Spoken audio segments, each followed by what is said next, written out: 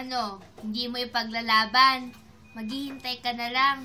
Titingin ka na lang mula sa malayo. Habang siya, nagpapakasasa sa gusto mo. Ano? Ganyan na lang? Lumaban ka!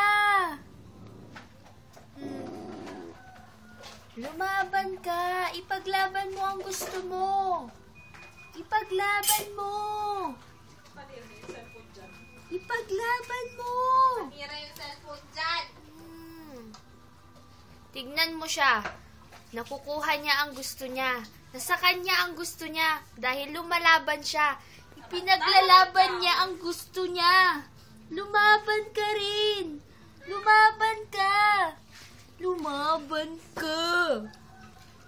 Lumaban ka. Ay.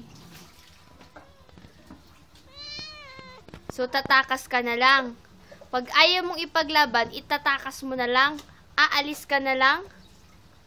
Ganon-ganon na lang yon. Hindi mo ipaglalaban.